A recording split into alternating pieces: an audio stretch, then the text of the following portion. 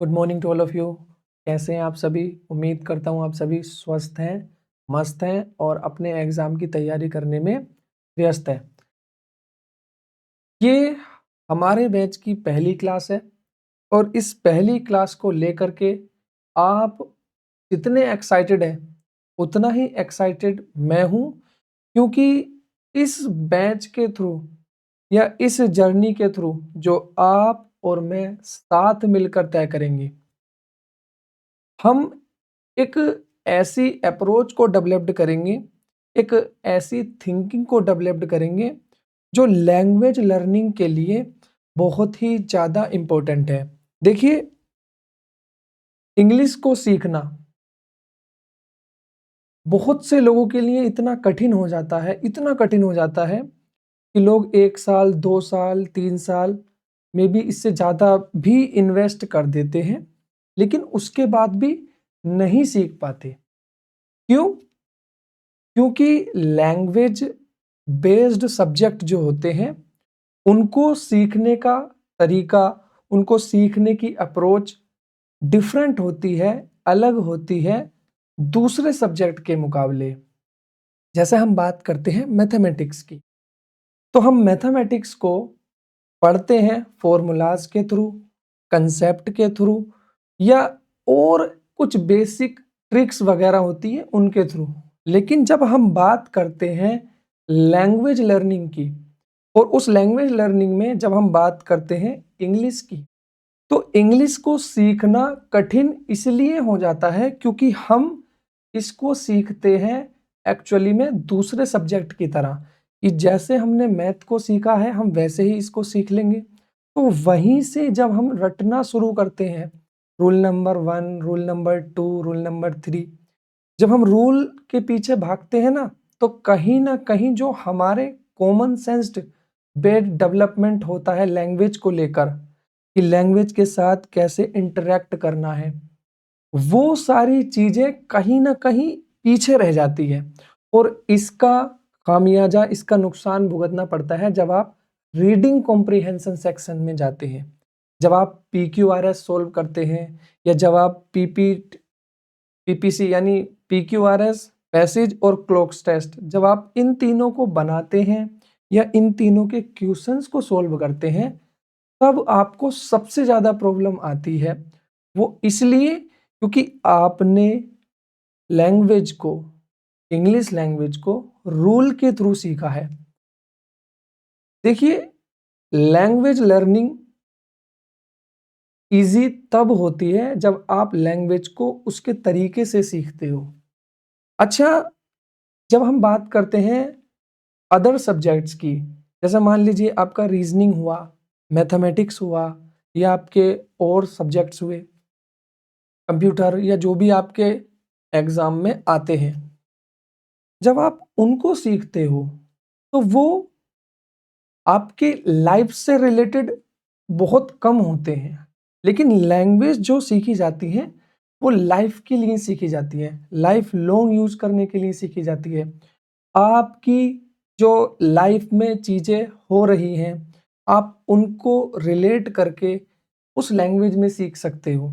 तो लैंग्वेज जो सीखी जाती है वो अपनी लाइफ लर्निंग के लिए सीखी जाती है, लाइफ में इम्प्लीमेंट करने के लिए सीखी जाती है। जैसे मान लीजिए आप इंग्लिश सीखते हो, तो आप इंग्लिश को सीख करके आप कहीं इंटरव्यू देते हैं, आपके एग्ज़ाम में कहीं आती है, या आप कहीं इंग्लिश में कुछ लिखा देखते हैं, तो आप उसको पढ़कर उसको समझ पाएँ, इसीलिए इंग्लिश को सीखते हैं।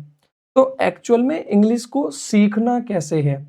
क्योंकि जब तक आप ये नहीं समझ पाओगे कि इंग्लिश को सीखना कैसे है, अगर मैं चाहता तो मैं क्लास को वहाँ से स्टार्ट करता जहाँ से टीचर्स मोस्टली स्टार्ट करते हैं। लेकिन आप उन क्लासेस को पढ़ने के बाद मे बी आपको अच्छी तो लगती वो, कि मैंने आपको रूल नंबर 1 लिखाया, रूल नंबर 2 लिखाया और आपने पढ़ा, और आपने उसी रूल के बिल्कुल सेम जैसा आपने रूल पढ़ा, आपने वैसी ही एक प्रीवियस ईयर की एरर बना ली। तो आपको बड़ा लगता, आप बड़े खुश कि भाई हमसे तो सही होने लगे, क्वेश्चन सही होने लगे। बट जब आप एग्ज़ाम में जाते हैं, जब आप एग्ज़ाम में जाकर परफ़ॉर्म करने की बात करते हैं, तो वहाँ पर उन चीज़ों को रिकॉल करना, इतने सारे रूल्स को एक साथ याद करना कि कौन सा रूल कहाँ लगाना है, कैसे करना है, वो थोड़ा सा डिफिकल्ट हो जाता है। अच्छा, वहां तक तो ठीक था, लेकिन जब बात आती है ना क्लोज टेस्ट की, जब बात आती है पैसेज को सोल्व करने की, या जब बात आती है रीडिंग कॉम्प्रिहेंशन सेक्शन को सोल्व करने की, तो वहां पर ज्यादातर बच्चे जो इंग्लिश पढ़ने वाले होते हैं, देखिए आप में से कुछ बच्चे बिगिनर्स भी होंगे और आप में से कुछ बच्चे हो सकता है जिन्होंने एक दो अटेम्प्ट दिया हो, तो वो मेरी बात को अच्छे से समझ पाएंगे। तो रीडिंग कॉम्प्रिहेंशन स्पेशली अगर आप लैंग्वेज को लैंग्वेज के तरीके से सीखोगे, या जिस अप्रोच से मैं आपको सिखाऊंगा अगर आप उस तरीके से सीखोगे, तो रीडिंग कॉम्प्रिहेंशन में आपको कभी कोई दिक्कत नहीं आने वाली। देखिए ये बैच किसके लिए है, कौन पढ़ सकता है? देखिए इंग्लिश का मतलब होता है एक, आप लैंग्वेज लर्निंग स्टार्ट करने जा रहे हैं। अब वो किस एग्जाम में भी आए, चाहे वो चपरासी के एग्जाम में आए, चाहे वो फैक्टर लेवल के एग्जाम में आए, या किसी भी एग्जाम में आए, चीजें वही रहती है।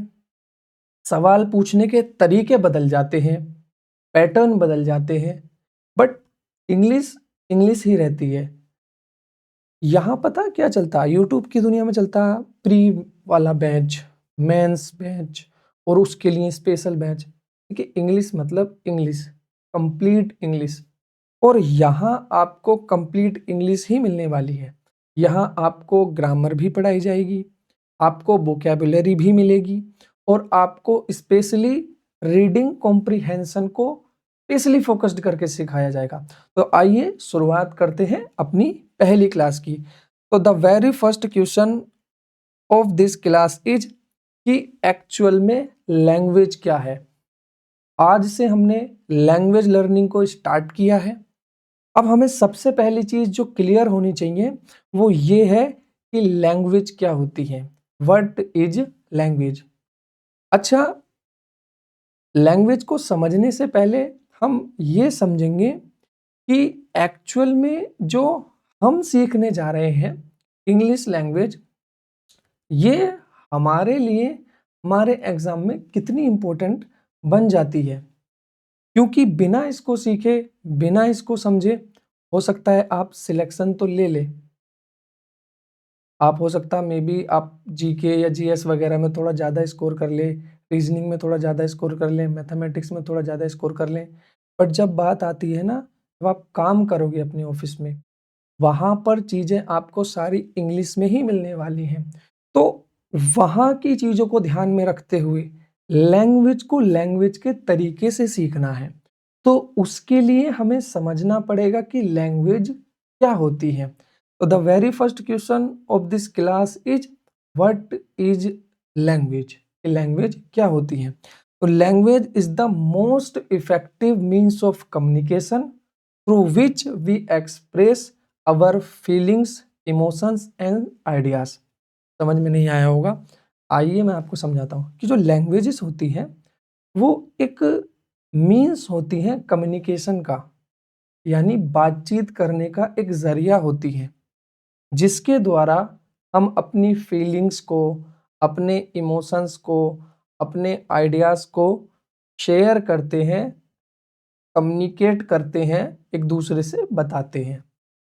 अब ठीक है कि लैंग्वेज जो होती है वो एक कम्युनिकेशन का मीन्स होती है, इतना तो समझ आ गया। लेकिन क्या जब लैंग्वेजेस नहीं होती थी तब लोग बात नहीं करते थे, तब लोग अपनी फीलिंग्स नहीं शेयर करते थे, या तब लोग अपने इमोशंस को नहीं बताते थे एक दूसरे से, तब लोग एक दूसरे से अपने आइडियाज को शेयर नहीं करते थे? ऑब्वियसली करते ही होंगे। तब लोग कैसे, जब लैंग्वेज एग्जिस्ट नहीं करती थी तब लोग कैसे कम्युनिकेट करते थे? अच्छा, कुछ लोगों को, अभी इस क्वेश्चन को होल्ड करते हैं, कुछ लोगों को ये लग रहा होगा कि ये कम्युनिकेशन का मतलब क्या है और मीन्स का मतलब क्या है। देखिए मीन्स कहते हैं साधन को। जैसे मान लीजिए आप एक बिंदु पर हैं, इस पे ए पर, और आपको किसी दूसरे बिंदु बी पर जाना है, तो आप किस मीन्स का उपयोग करते हैं, किस साधन का उपयोग करते हैं इस पॉइंट ए से बी पर जाने के लिए। हो सकता है आप मोटरसाइकिल से जाएं, हो सकता है आप बाइक से जाएं, या फिर हो सकता है कि आप कार से जाएं, या हो सकता है आप जाएं ही ना। तो जो भी हम साधन यूज करेंगे, जो हम जरिया यूज करेंगे, उसको हम बोलते हैं मीन्स। और कम्युनिकेशन का मतलब होता है कि बातचीत करना। एक सिंपल वे में आपको समझना है, ज़्यादा डिफिकल्टी पे नहीं जाना। आपको सिंपली समझना है कि कम्युनिकेशन का मतलब होता है बातचीत। तो जो लैंग्वेज होती है वो बातचीत का एक जरिया होती है, जो हमारे जिसके द्वारा हम अपनी फीलिंग्स को, अपने इमोशंस को, अपने आइडियाज को शेयर करते हैं, बताते हैं। जैसे मान लीजिए ये कोई एक पर्सन है, ए फॉर अलबेला, ठीक, और ये एक दूसरा पर्सन है, बी फॉर बाहुबली, ठीक। अब जो ये अलबेला है, इसके दिमाग में एक फीलिंग्स आती है। क्या फीलिंग आती है? कि चलो कहीं घूमने चलते। अब जो ये फीलिंग्स है, अब ये इसको कैसे बताए बी को, बाहुबली को? क्योंकि जब तक ये अलबेला बिफोर बाहुबली को नहीं बताएगा अपने मन की फीलिंग्स, अपने मन के इमोशंस कि भाई घूमने चल रहे हैं, तो इसको कैसे पता चलेगा कि कैसे घूमने जाना है? तो उसके लिए ये कुछ चीज का उपयोग करेगा। वो चीज कहलाएगी क्या? लैंग्वेज। ये लैंग्वेज का यूज करेगा और इससे कहेगा कि आओ भाई चलते हैं। अब ये डिपेंड करता है कि ये पर्सन कहाँ है। अगर ये मान लीजिए कहीं बाहर है तो वो डिफरेंट तरह की लैंग्वेज यूज करेगा। मान लीजिए अगर ये चीन में रहता है, चाइना में रहता है, तो ये चाइना से जितनी भी भाषाएं चाइना में बोली जाती हैं शायद वो यूज करे। अगर मान लीजिए कहीं और रहता है, अरबियन कंट्रीज में रहता है, या मान लीजिए अरब से रिलेटेड जितनी कंट्रीज हैं जहाँ पर अरबी बोली जाती है, तो ये अरबी में बताएगा कि आप चलो। तो देखिए डिफरेंट डिफरेंट तरह की लैंग्वेज बदलेंगी, लेकिन उन लैंग्वेज के थ्रू, उन लैंग्वेज के जरिए जो ये बताना चाह रहा है वो चेंज नहीं होगा। तो यही हमें समझना है कि लैंग्वेजेस जो होती हैं वो मीन्स होती हैं, जरिया होती है, साधन होती हैं कम्युनिकेशन का, बातचीत करने का, जिसके द्वारा हम अपनी फीलिंग्स को, अपने इमोशंस को, अपने आइडियाज को शेयर करते हैं एक दूसरे से। तो इतना समझ आया? तो जो हमारा सबसे पहला जो क्वेश्चंस था वो आज का यही था कि हम इंग्लिश को सीखने तो जा रहे हैं, बट एक्चुअल में इंग्लिश क्या है? तो इंग्लिश एक लैंग्वेज है। और लैंग्वेजेस क्या होती है? तो लैंग्वेजेस जो होती हैं वो मीन्स ऑफ कम्युनिकेशन होती हैं, कि कम्युनिकेशन करने का एक जरिया है, एक मीन्स है। अब हम उस साधन के थ्रू, उस बातचीत के थ्रू, उस कम्युनिकेशन के थ्रू अपनी फीलिंग्स को, अपने इमोशंस को, अपने आइडियाज को शेयर करते हैं। अच्छा, अभी मैंने एक क्वेश्चन को होल्ड किया था कुछ देर पहले। वो क्वेश्चन ये था कि जब लैंग्वेजेस नहीं होती थी, क्योंकि लैंग्वेजेस का ओरिजिन तो कहीं ना कहीं से हुआ होगा। पहले साउंड्स बने, साउंड से हमने लेटर को जनरेट किया, फिर लेटर के ग्रुप बनाए, फिर हमने उनसे वर्ड बनाए, फिर वर्ड को साथ में रखा, फिर हमने पूरे सेंटेंसेस या फ्रेजेस या क्लाउजेस जो आप कहो वो तैयार किया। लेकिन उससे पहले क्या था? मान लीजिए आप उससे पहले चलें और पहले चलें, आप एक ऐसे समय में जाएं जहां पर लैंग्वेजेस होती ही नहीं थी, लेकिन वहां लोगों की फीलिंग्स तब नहीं हुआ करती थी, तब लोगों के अंदर इमोशंस नहीं आया करते थे। मान लीजिए आज मुझे बताना है अपनी मम्मी से कि मम्मी मुझे भूख लगी है, खाना दो। तो क्या आज मैं मनुष्य हूं, मैं मानव हूं, तो मुझे आज ही भूख लगी है? क्या जो पहले के मनुष्य थे इतने सारे, जो हमारे पूर्वज हैं, उनको भूख नहीं लगती थी जिनके समय पे ये लैंग्वेजेस नहीं हुआ करती थी? भूख तो उन्हें भी लगती थी। तो वो कैसे बताते थे? वो कैसे चीजों को एक्सप्रेस करते थे? वो कैसे कम्युनिकेट करते थे? आप उसका जवाब देना मुझे कमेंट में, ठीक? तो मैं आपको उसका आंसर बताता हूँ कि वो ना डिफरेंट डिफरेंट तरह के साउंड्स का, जैसे जैसे जनरेशन्स चली गई, किसी ने साउंड्स का प्रयोग किया, किसी ने साइन का प्रयोग किया। जैसे आप लोगों ने देखा वो जो बोल नहीं पाते, या जो आपके आसपास कोई एक पर्सन आपने देखा होगा जो बोल नहीं सकता, गूंगे होते हैं, या जो सुन नहीं सकते, बहरे होते हैं, तो उनसे हम इशारों में बात करते हैं, हम उनसे साइन के थ्रू बात करते हैं। जैसे खाना उन्हें खाना होता है, तो वो कैसे बताते हैं कि ऐसे करके इशारा करके बताएंगे कि हमें खाना खाना है। तो ऐसे ही हम जब साइन वाली लैंग्वेज को यूज किया करते थे या साउंड वाली लैंग्वेज को यूज किया करते थे, तो कुछ लिमिटेड ही साउंड आया करते थे। जैसा आपने देखा होगा बकरी वगैरह को, या कुत्ते वगैरह को, या आपने इतने सारे पक्षी होते हैं उनको देखा होगा, तो वो लिमिटेड साउंड होते हैं उनके पास। लेकिन मानव जो हमारा ह्यूमन है, उस ह्यूमन के अंदर इतनी सारी एबिलिटीज हैं, इतने सारे फीलिंग्स हैं, इमोशंस हैं, आइडियाज हैं, और हमारा दिमाग उन सबसे थोड़ा सा डेवलप्ड है, और थोड़ा सा नहीं, अच्छा खासा डेवलप्ड है। तो हमने चीज़ों को अच्छे से सीखा, अच्छे से समझा, हमारे पास ज़्यादा चीज़ें थी, तो हमें ज़्यादा कुछ और चाहिए था उसको एक्सप्रेस करने के लिए, तो लैंग्वेजेस बनाई गई ह्यूमंस के द्वारा। देखिए, कोई भी लैंग्वेज एक दिन में डेवलप्ड नहीं हुई कि साहब एक दिन में किसी ने लैंग्वेज बना दी, नहीं। ये language through out the time developed हुई है। इन्हें बनने में एक पूरा सदियों, एक ज़माना लग गया। जैसी हम अब लैंग्वेज इंग्लिश पढ़ते हैं ना, अगर मैं इंग्लिश पढ़ा रहा हूँ, इंग्लिश का एग्जांपल लूँ, तो जैसी अब हम पढ़ते हैं ना लैंग्वेज इंग्लिश, अगर आप अब से 200 साल 300 साल पहले की इंग्लिश उठा के देखोगे, तो इसके मुकाबले थोड़ी सी कठिन आपको मिलेगी। या आप अगर शेक्सपियर के टाइम की इंग्लिश को देखोगे, तो वो थोड़ी सी कहीं ना कहीं कठिन है। तो जैसे जैसे समय बीतता गया है, हमने अपने आप को डेवलप्ड किया है, लैंग्वेज को डेवलप्ड किया है। अब जैसे जैसे लैंग्वेज डेवलप्ड हुई है, हमारे जो फीलिंग्स हैं, इमोशंस हैं, जो हमारे आइडियाज़ हैं, हम उनको अच्छे से एक दूसरे के थ्रू एक दूसरे को कम्युनिकेट कर सकते हैं, एक दूसरे को बता सकते हैं, एक दूसरे को एक्सप्रेस कर सकते हैं। तो लैंग्वेजेस जो होती हैं वो मीन्स ऑफ कम्युनिकेशन होती है, जिनके थ्रू हम कम्युनिकेट करते हैं। हम कम्युनिकेट क्या करते हैं, हम क्या एक्सप्रेस करते हैं, हम एक्सप्रेस करते हैं अपनी फीलिंग्स को, अपने इमोशंस को, और अपने आइडियाज़ को। तो यहाँ तक क्लियर है कि साहब इंग्लिश क्या है।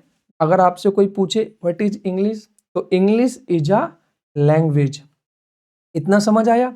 अगर आपसे कोई पूछा कि व्हाट इज लैंग्वेज, कि साहब लैंग्वेज क्या है, तो जो लैंग्वेज होती है, आपको इतना सा बताना है कि लैंग्वेज एक जरिया होती है इसका, कम्युनिकेशन का, जिसके थ्रू हम कम्युनिकेट करते हैं, या जिसके थ्रू हम एक्सप्रेस करते हैं।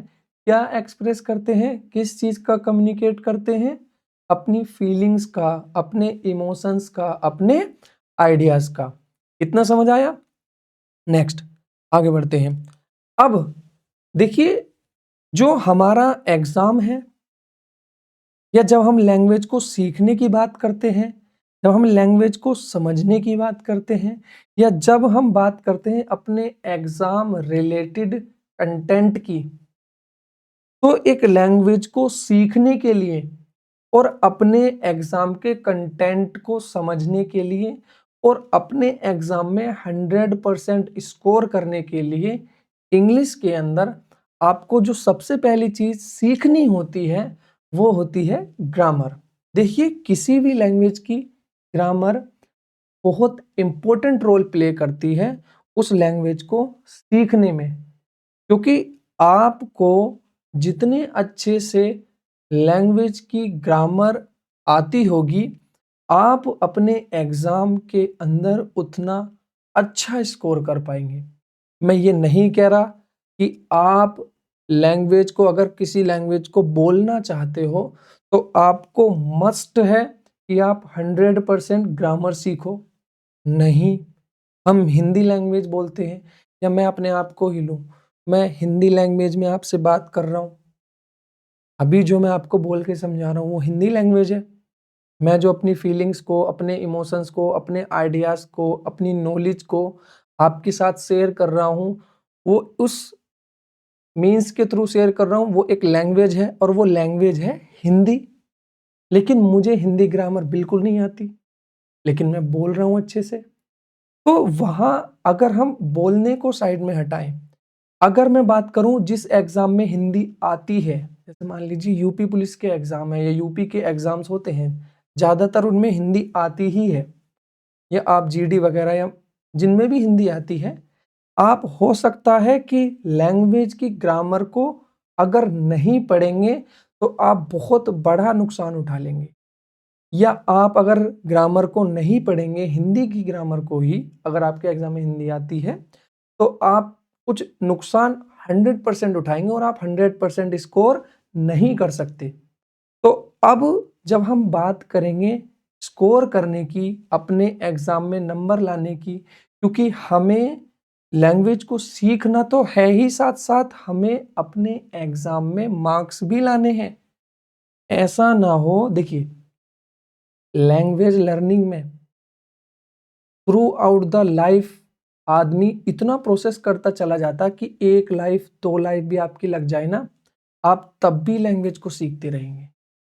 तो हमें इतना सीखना है लैंग्वेज को, जिससे कि हम एग्जाम में अच्छा स्कोर कर लें और हमें एक जॉब मिल जाए।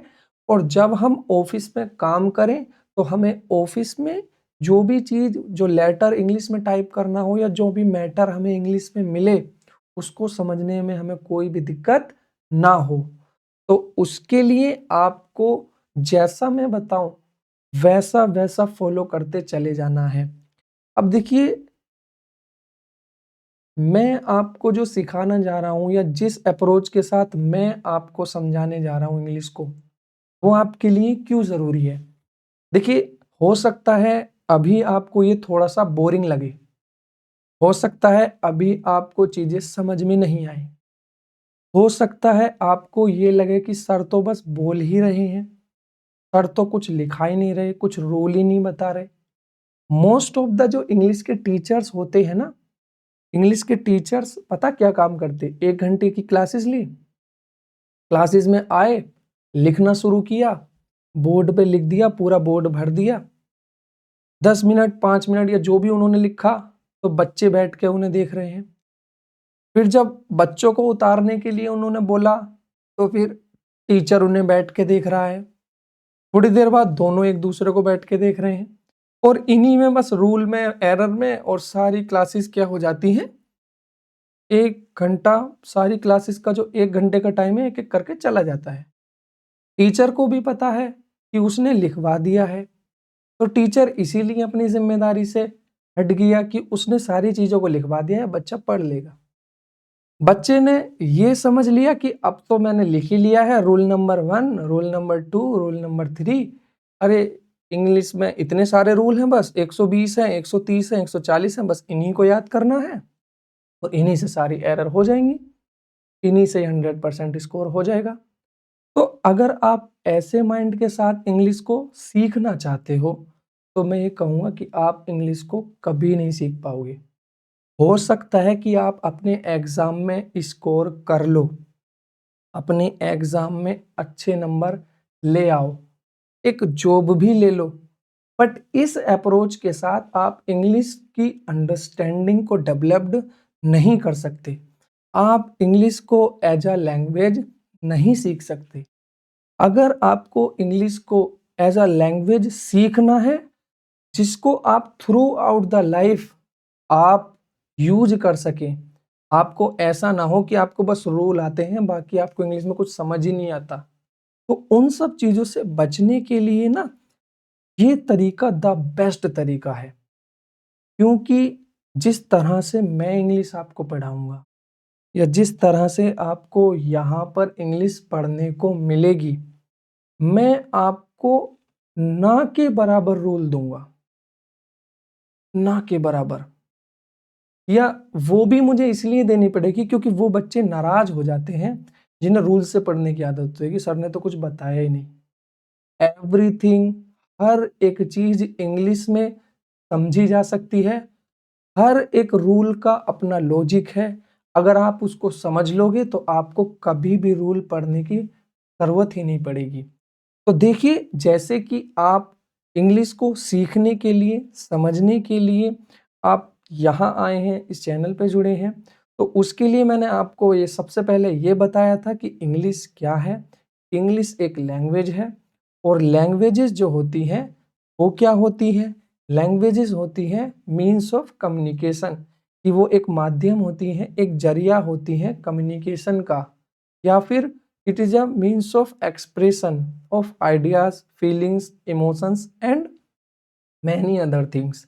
तो जो हमारे मन में जो फीलिंग्स हैं, जो इमोशंस हैं, जो आइडियाज हैं, अगर हम उन्हें बताना चाहें, शेयर करना चाहें, तो उसके लिए जो हम यूज करते हैं वही होती हैं लैंग्वेजेस। और उन बहुत सारी लैंग्वेजेस में से आज हमने सीखने स्टार्ट की है वो है इंग्लिश लैंग्वेज। अच्छा, इंग्लिश लैंग्वेज को सीखने के लिए हमें इंग्लिश लैंग्वेज की ग्रामर को सीखना पड़ता है, क्योंकि ग्रामर को पढ़ने के बाद ही हम चीज़ों को रिलेट करेंगे और हम लैंग्वेज पे कमांड हासिल करेंगे। देखिए, इकलौती ग्रामर आपकी लैंग्वेज लर्निंग को नहीं कंप्लीट कर पाएगी। मतलब कि अगर आप ग्रामर सीख लो तो आपको लगता है कि आपने पूरी इंग्लिश सीख ली, तो गलत लगता है, क्योंकि मोस्ट ऑफ द टीचर जो यूट्यूब पे पढ़ाते हैं या कहीं पेड कोर्सेज में भी पढ़ाते हैं, वो सिर्फ और सिर्फ आपको ग्रामर पढ़ाते हैं। वोकैबुलरी वो आप पे छोड़ देते हैं या रीडिंग सेक्शन वो आप पे छोड़ देते हैं। ठीक है, क्योंकि जो वो लॉजिक देते हैं उनके हिसाब से वो भी ठीक है, क्योंकि ये सारी चीज़ें ना सेल्फ लर्निंग होती हैं। बट फिर भी एक टीचर का ये फर्ज बनता है कि वोकैबुलरी को कैसे सीखा जाए, कैसे पढ़ा जाए, या कैसे रीडिंग सेक्शन को इम्प्रूव किया जाए, उसको साथ साथ पैरेलली लेके चलना। क्योंकि देखिए, अगर आप ये क्लास देख रहे हैं या आप लैंग्वेज सीख रहे हैं, तो हो सकता है कि आपको एक टीचर के गाइडेंस की ज़रूरत पड़े। और लैंग्वेज लर्निंग में टीचर के गाइडेंस की ज़रूरत पड़ती है इनिशियल लेवल पे, बिगिनर्स लेवल पे, जब आप शुरू करते हो। क्योंकि जब हम शुरू करते हैं तो हमारे लिए पढ़ने के लिए इतना सब कुछ होता है, हमें ये नहीं पता होता कि हमें कहाँ से स्टार्ट करना है, जो एक्चुअल पॉइंट है वो क्या है। तो उसके लिए हमें एक टीचर की ज़रूरत होती है, एक मेंटर की ज़रूरत होती है, एक गाइडेंस देने वाले की ज़रूरत होती है। तो उसी के लिए हम टीचर्स का कोई एक बैच खरीदते हैं या टीचर्स से पढ़ना शुरू करते हैं। आज हमने इंग्लिश लैंग्वेज को सीखने की जर्नी स्टार्ट की है, तो उसमें मैं और आप दोनों साथ में सीखेंगे। ठीक, तो हमने आज लैंग्वेज लर्निंग को सीखना शुरू किया, तो किसी भी लैंग्वेज को सीखने के लिए हमें उस लैंग्वेज की ग्रामर को सीखना पड़ता है। अब द वेरी फर्स्ट क्वेश्चन जो मैंने आपसे पूछा था पहले, वो था लैंग्वेज क्या है। अब ऐसे ही सेकंड क्वेश्चन है कि जी ग्रामर क्या है।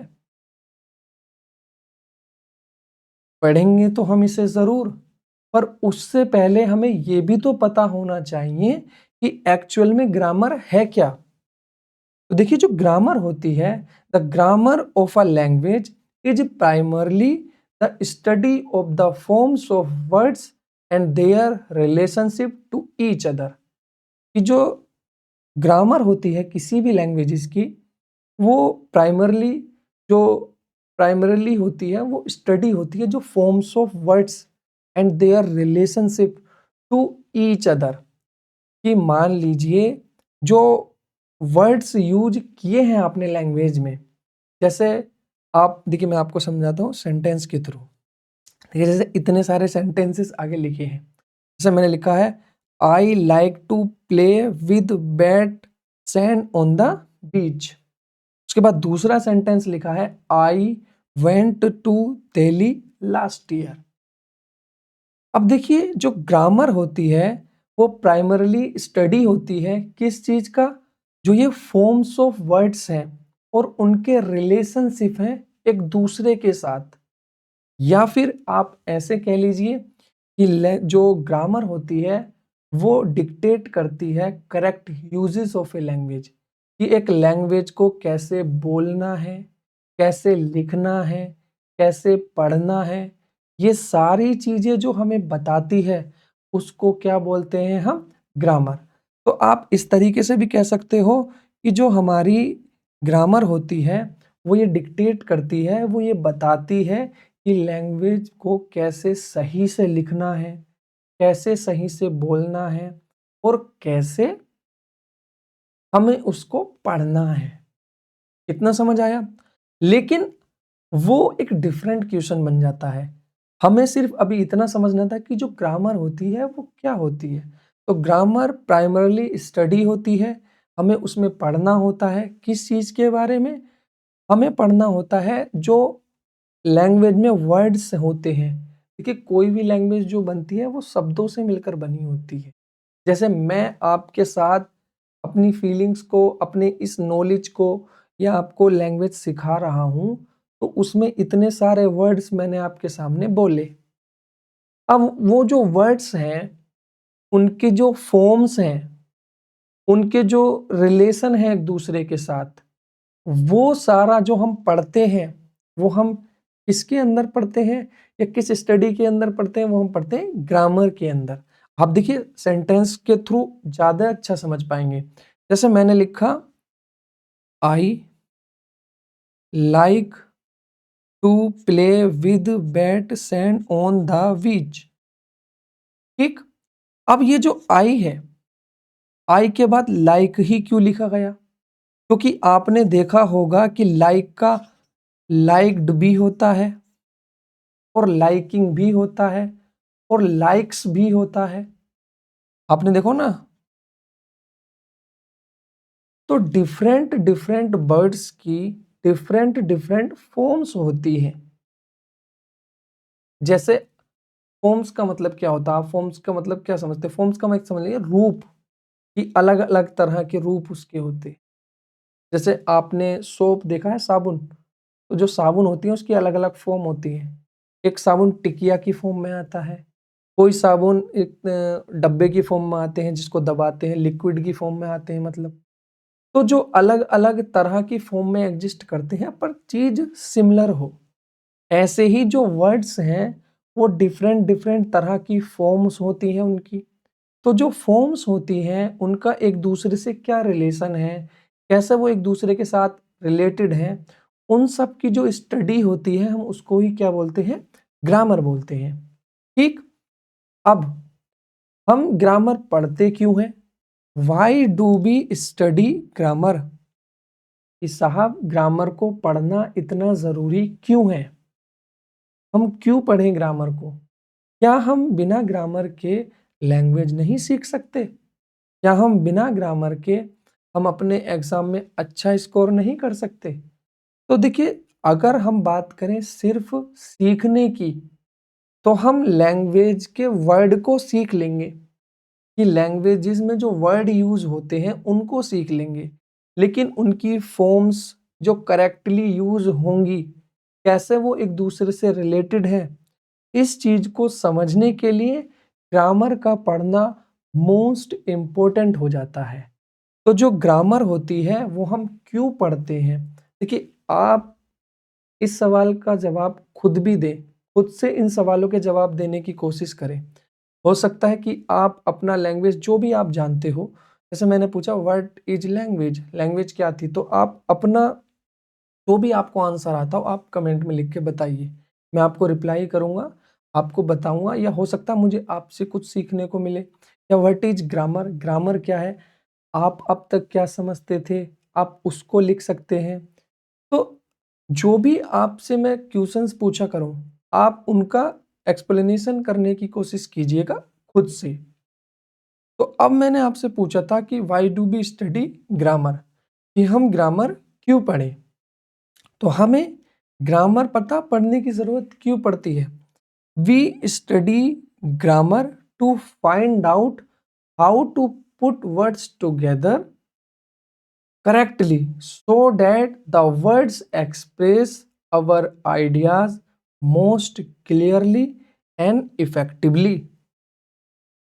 देखिए, ग्रामर क्या है ये हमने पढ़ लिया, कि ग्रामर जो है वो स्टडी है वर्ड के फॉर्म्स की और रिलेशनशिप की जो वो एक दूसरे के साथ शेयर करते हैं।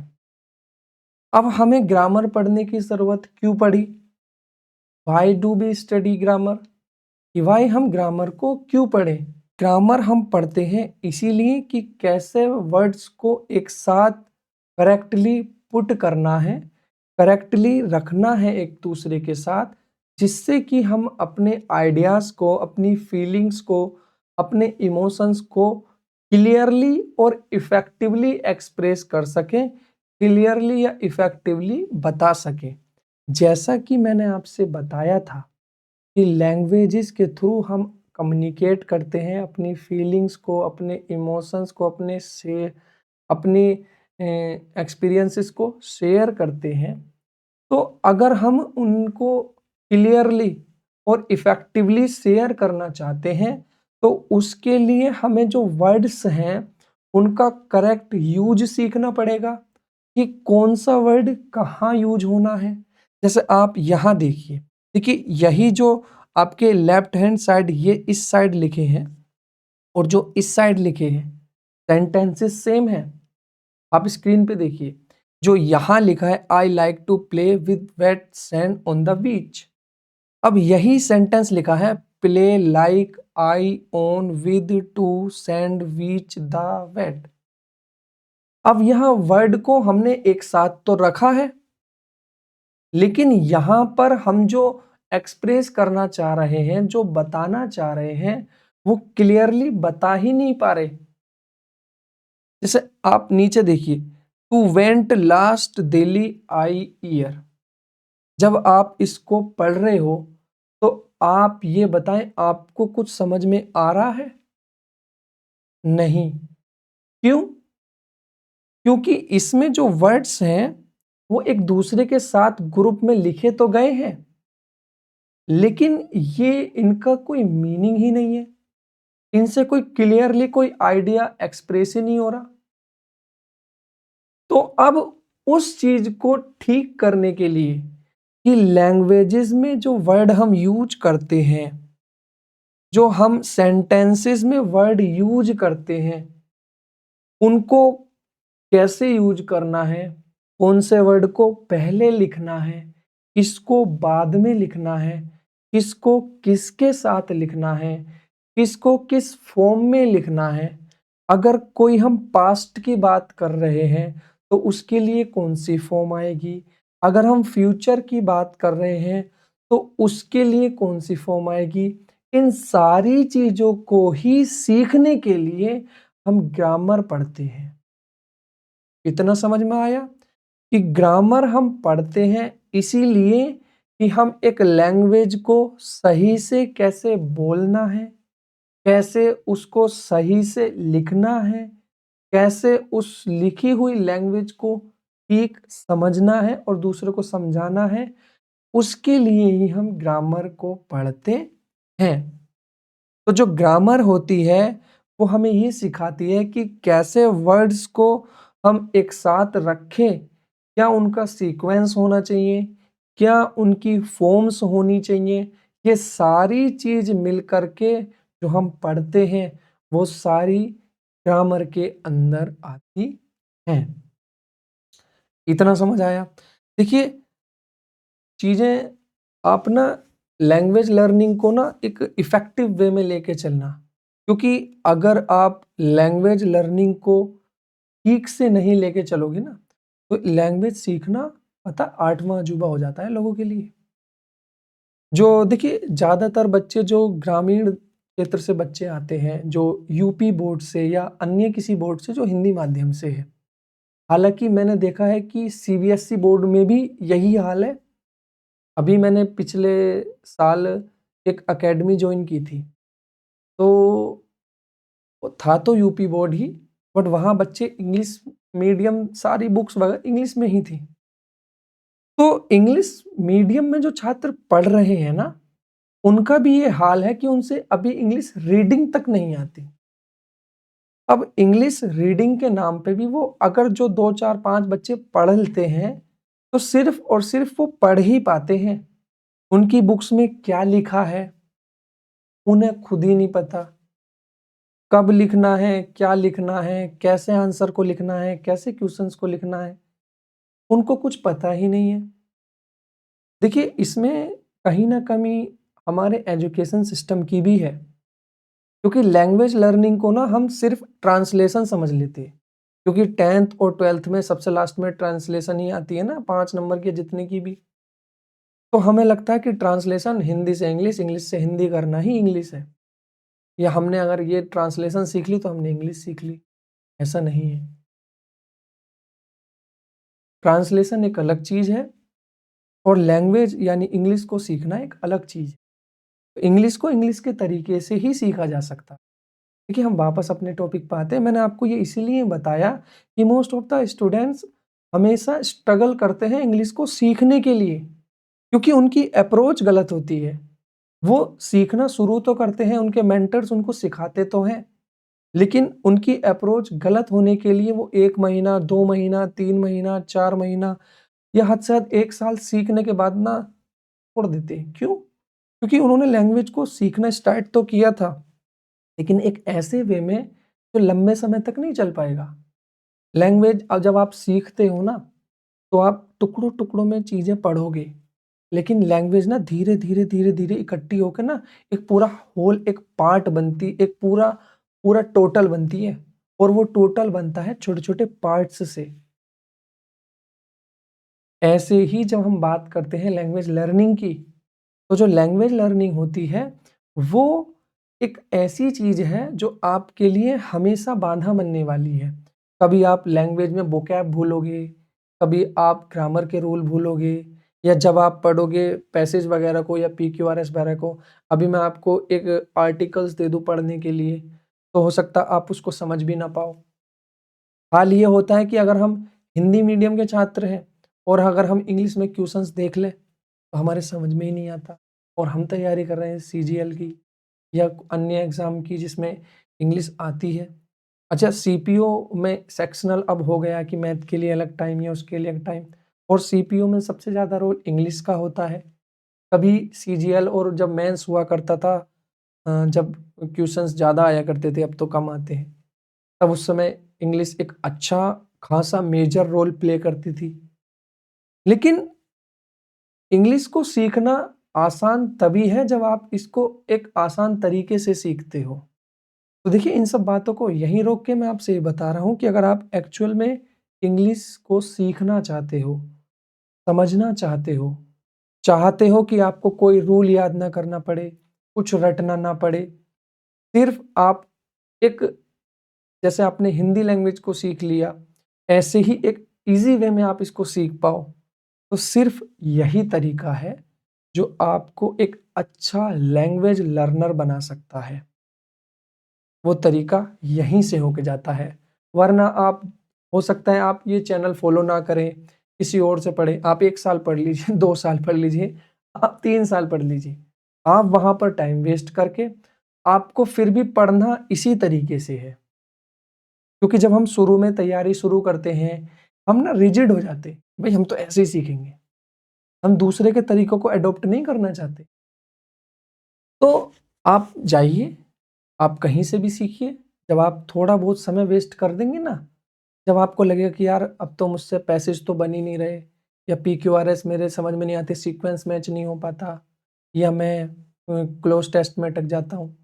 हाँ, तो जब तक आपको ये सारी चीज़ें समझ में आएँगी ना, जब आपका सिलेक्शन रुकेगा इन सारी चीज़ों से, 1-1 नंबर से, 2-2 नंबर से, 3-3 नंबर से, तब आपको समझ में आएगा कि हाँ, लैंग्वेज को सीखना है तो तरीका यही है। बाकी आप अगर सीख जाएँ, आपका सिलेक्शन हो जाए तो अच्छी बात है। तो आज हमने जो पढ़ा वो क्या था? वो सबसे पहली चीज़, देखिए मैं आपको अब एक बार पूरी क्लास का रिवीजन करा देता हूँ। एक बार पूरी क्लास का मैं आपको सार बता देता हूँ कि पूरी क्लास का सार क्या था। तो सबसे पहली चीज़ हमने पढ़ी थी वो था इंट्रोडक्शन, कि एक्चुअल में इंग्लिश क्या है। तो जो इंग्लिश है वो एक लैंग्वेज है। क्या है? एक लैंग्वेज है। और व्हाट इज लैंग्वेज? कि लैंग्वेज क्या होती है? तो जो लैंग्वेज होती है वो मीन्स ऑफ कम्युनिकेशन होती है। क्या होती है? Means of communication. यानी हम अगर कम्युनिकेट करना चाहें तो उसके लिए जो हम माध्यम यूज करेंगे, जो साधन यूज करेंगे, वो होती है लैंग्वेज। अब इतनी सारी लैंग्वेजेस में से हमने आज एक लैंग्वेज को चुना है सीखने के लिए, वो है हमारी इंग्लिश लैंग्वेज। इंग्लिश लैंग्वेज को सीखने के लिए जो जो सबसे पहली चीज हम सीखना आरंभ करते हैं वो है इंग्लिश ग्रामर। इंग्लिश ग्रामर तो हम सीखेंगे ही, लेकिन एक्चुअल में ग्रामर क्या होती है? हिंदी लैंग्वेज की भी ग्रामर होती है अपनी, संस्कृत लैंग्वेज की भी अपनी ग्रामर होती है, हर एक लैंग्वेज की अपनी ग्रामर होती है। ऐसे ही इंग्लिश की भी है। अब हम इसको पढ़ेंगे तो जरूर, बट एक्चुअल में ग्रामर है क्या? जो हम पढ़ने जा रहे हैं वो क्या है? तो जो ग्रामर है वो स्टडी है किस चीज की, कि वर्ड्स किस तरह से, किस रूप में, किस फॉर्म में यूज होने हैं, और जो वर्ड्स सेंटेंस में यूज हुए हैं उनका एक दूसरे से रिलेशन क्या है। ठीक, अब देखिए रिलेशन मतलब कि सेंटेंस में कौन सब्जेक्ट है, कौन ऑब्जेक्ट है, कौन वर्ब है, कौन ट्रांजिटिव वर्ब है, कौन इंट्रांजिटिव वर्ब है, कौन सा डायरेक्ट ऑब्जेक्ट है, कौन सा इनडायरेक्ट ऑब्जेक्ट है, कौन एडवर्ब है, कौन एडवर्ब ऑफ टाइम है। तो ये जो सारी चीजों की स्टडी हम करेंगे वो हम किस में करेंगे? ग्रामर के अंदर। किसके अंदर? ग्रामर के अंदर। अब हमें ग्रामर क्यों पढ़नी चाहिए? Why do we study grammar? कि हम ग्रामर क्यों पढ़ें? तो ग्रामर पढ़ने के लिए, या ग्रामर हम जो पढ़ते हैं वो इसीलिए पढ़ते हैं कि सेंटेंसेस में जो हमारे वर्ड्स हमने यूज किए हैं उनको एक साथ करेक्टली कैसे यूज करना है, उनकी कौन सी फॉर्म यूज करनी है, कब यूज करनी है, ये सीखने के लिए ही हम ग्रामर पढ़ते हैं। तो आपको इतना पता चल गया कि हम ग्रामर क्या है, तो आप आसान भाषा में समझ लें कि ग्रामर का मतलब है कि एक ऐसा टूल, एक ऐसी चीज जो हमें बताए कि लैंग्वेज को कैसे लिखा जाता है सही तरीके से, कैसे बोला जाता है, ठीक, जिससे कि हमारा जो बोलने का जो एक पर्पस था कि हमने अपनी फीलिंग्स को, अपने इमोशंस को, अपने आइडियाज को बताना जो चाहा उसको अच्छे से बता सके, एक्सप्रेस कर सके। अब उसके लिए हमें क्या करना है? उसके लिए हमें ग्रामर को सीखना है कि वर्ड्स को कैसे एक साथ रखा जाए, वर्ड्स को कैसे एक साथ पुट किया जाए। इतना समझ आया? अब हमने इतना पढ़ लिया कि ग्रामर क्या है और ग्रामर हमें क्यों पढ़नी है, कि हमें जो करेक्ट यूसेज हैं उनका मतलब समझ में आ जाए। तो देखिए आज के लिए इतना ही रखते हैं, बाकी बातें नेक्स्ट सेशन में करते हैं। तो अगर आपको ये वीडियो अगर ठीक लगे तो देखिए आप इस पूरी सीरीज को फॉलो कीजिए। हो सकता है चीज़ें आपको कम समझ में आए, क्योंकि मेरा जो तरीका है ना वो ये तरीका है कि मैं आपको क्लास में चीज़ें एक अच्छे तरीके से समझा सकूं। ज़्यादातर जो चीज़ें हैं मैं आपको क्लास में समझा कर ही भेजूं। तो बस आपको क्या करना है, जो भी पढ़ा है उसका रिवीजन करना है पीडीएफ के थ्रू। पीडीएफ आपको कहाँ मिलेंगी? जो भी आपने ये पढ़ा है अभी, इस सारे की पीडीएफ और इस सारे के नोट्स आपको डिस्क्रिप्शन में मिल जाएंगे, आप वहां से डाउनलोड कर लेना, ठीक है। बाकी आज के लिए इतना ही, बाकी बातें कल मिलते हैं नेक्स्ट सेशन में। तब तक दुआ में याद रखना। Bye bye, take care.